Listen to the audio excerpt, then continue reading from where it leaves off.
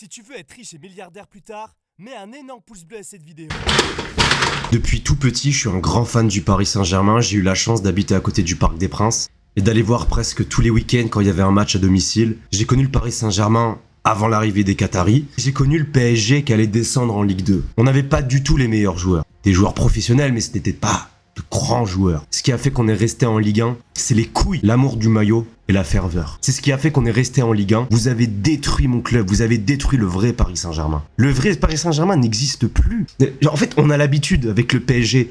Mais là, je n'ai même plus envie d'allumer ma télé, de regarder même un simple match de football. Ta gueule, Azoulay. Je suis même pas étonné, j'étais même pas étonné au 3e but de Benzema parce que on a tellement l'habitude avec cette équipe de bras cassés, d'alcooliques, de fumeurs de clopes. Le PSG que j'ai connu, on n'avait pas les meilleurs joueurs à l'époque avant les Qataris. On n'avait pas les meilleurs joueurs. On avait de bons joueurs de Ligue 1, mais on avait des joueurs qui mouillaient sur le terrain. Des joueurs qui prenaient soin d'eux pour le football, des joueurs qui pensaient au football, aux supporters, qui mouillaient le maillot.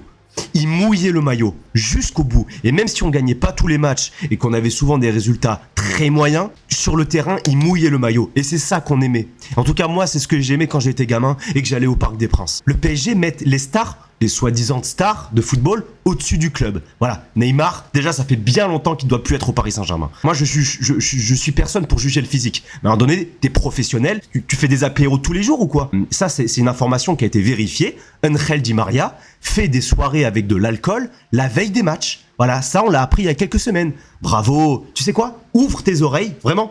Déplie tes oreilles, envole-toi très très loin. T'es très gentil, voilà, ton pied gauche. Ça fait 150 ans qu'il est au PSG. Le seul mot qu'il dit c'est bonjour. Bonjour. Ça va? Bonne année. Lionel Messi, il a 35 piges. Voilà, c'est un vieillard. C'est un vieillard. Moi, j'en veux pas à Lionel Messi parce que voilà, j'ai pas envie de m'en prendre à Messi parce que c'est une légende, c'est quelqu'un qui m'a fait rêver. Quand t'as des ambitions et que tu vois que le papy a 35 piges, tu ne lui proposes pas un contrat, c'est tout.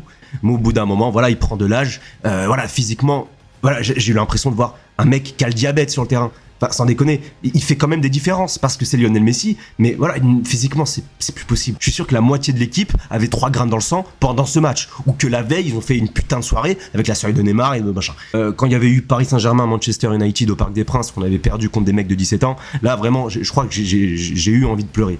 Là, j'ai même plus envie de pleurer, on a tellement l'habitude. Moi, je trouve Verratti, c'est un très très bon joueur, mais je pense que ce serait encore un meilleur joueur s'il arrêtait de fumer 3 paquets de clopes par jour. Vraiment, le seul joueur qui porte ses couilles, qui est digne de ce club, c'est Mbappé.